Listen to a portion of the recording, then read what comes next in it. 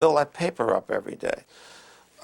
It's curious in a kind of a mirror image way that Professor Chomsky is in total accord with Reed Irvine, who at the right-wing end of the spectrum says exactly what Chomsky does about the insinuating influence of the press, of the big media, as, quote, agenda setters, to use one of the great buzzwords of the time. And, of course, Reed Irvine sees this as a left-wing conspiracy of foisting liberal ideas in both domestic and foreign affairs on the American people. But in both cases, I think that the premise really is an insult to the intelligence of the people who consume news. Now, to eliminate confusion, all of this has nothing to do with liberal or conservative bias. According to the propaganda model, both liberal and conservative wings of the media, whatever those terms are supposed to mean, fall within the same framework of assumptions. In fact, if the system functions well, it ought to have a liberal bias, or at least appear to, because if it appears to have a liberal bias, that will serve to bound thought even more effectively. In other words, if the press is indeed adversarial and liberal and all these bad things, then how can I go beyond it? They're already so extreme in their opposition to power that to go beyond it would be to take off from the planet. So therefore, it must be that the presuppositions that are accepted in the liberal media are sacrosanct, can't go beyond them. And a well-functioning system would in fact have a bias of that kind. The media would then serve to say, in effect, thus far and no further. We ask, what would you expect of those media on just relatively uncontroversial, guided free market assumptions? And when you look at them, you find a number of major factors entering into determining what their products are. These are what we call the filters. So one of them, for example, is ownership. Who owns them? The major agenda-setting media, after all, what are they? As institutions in the society, what are they?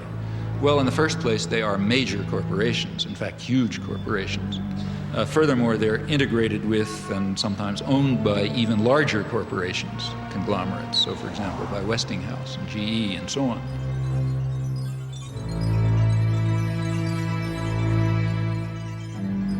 What I wanted to know was how specifically the elites control the media. What I mean is, I guess... It's like asking, how do the elites control General Motors? Well, why isn't that a question? I mean, General Motors is an institution of the elites. They don't have to control it. They own it. You know? Except, I guess, at a certain level, I think, I guess I work with student press, so I know like reporters and stuff. The elites don't control the student press, but I'll tell you something. You try in the student press to do anything that breaks out of conventions, and you're going to have the whole business community around here down on your neck, and the university's going to get threatened, and you know. I mean, maybe nobody will pay any attention to you, that's possible. But if you get to the point where they don't stop paying attention to you, the pressures will start coming. Because there are people with power.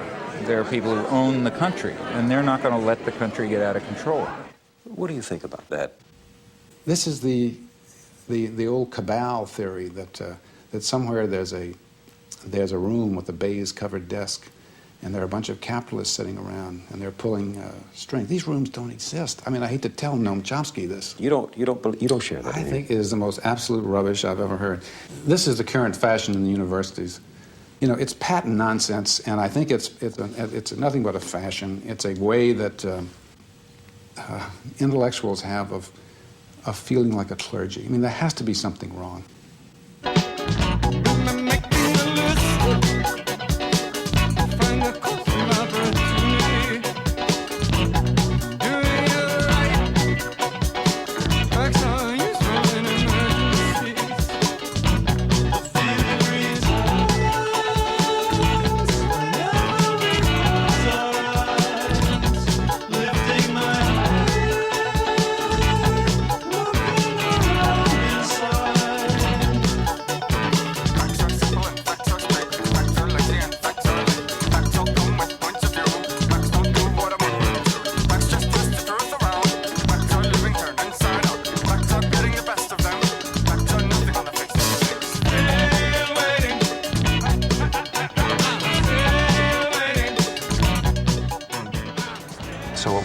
first place is major corporations which are parts of even bigger conglomerates.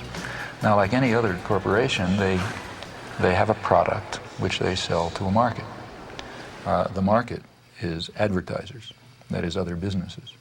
What keeps the media functioning is not the audience. They make money from their advertisers.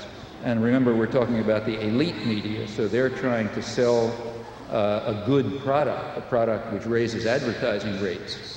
And ask your friends in the advertising industry, that means that they want to adjust their audience to the more elite and affluent audience. That raises advertising rates. So what you have is institutions, corporations, big corporations, that are selling relatively privileged audiences to other businesses.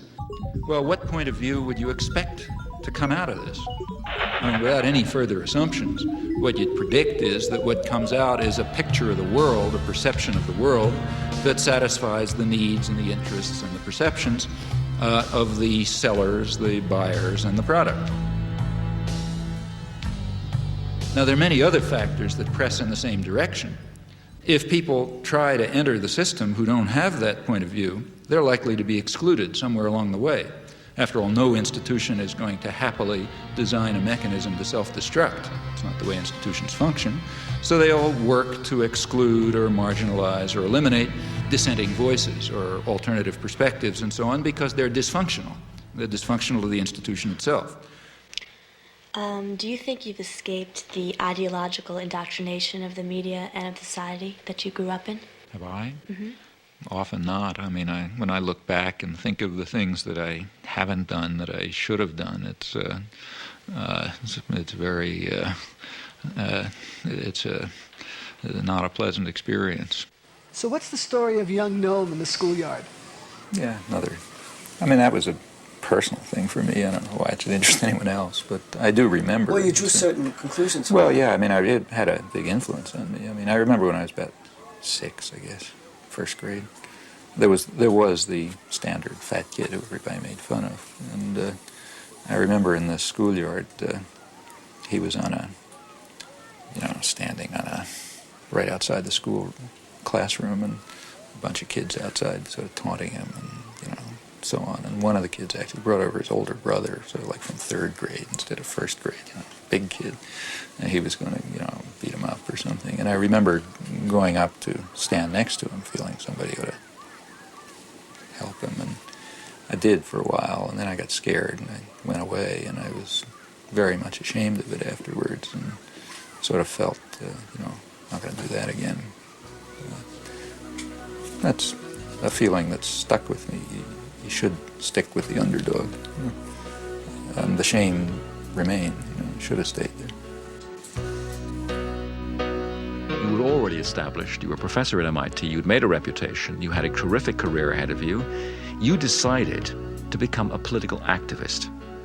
Now, here is a classic case of somebody whom the institution does not seem to have filtered out. I mean, you were a good boy up until then, were you? Or you'd always been some you were a rebel? Yeah, pretty much. I had been pretty much outside. You felt isolated. You felt out of sympathy with the prevailing currents of American life, but a lot of people do that. Suddenly, in 1964, you decide, I have to do something about this. What made you do that? Well, that was a very conscious decision and a very uncomfortable decision because I knew what the consequences would be. I was in a very favorable position. I had the kind of work I liked. We had a lively, exciting department. The field was going well. Personal life was fine. I was living in a nice place, children growing up. Everything looked perfect, and I knew I was giving it up. And at that time, remember, it was not just giving talks. I began involved right away in resistance. And I expected to spend years in jail and came very close to it. In fact, my wife went back to graduate school in part because we assumed she's going to have to support the children. These were the expectations.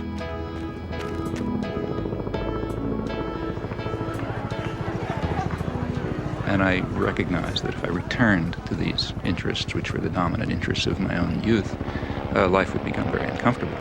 Because I know that in the United States, you don't get sent to a psychiatric prison, and they don't send a death squad after you, and so on. But there are definite penalties for breaking the rules. So these were real decisions. And it simply seemed at that point that it was just hopelessly immoral not to.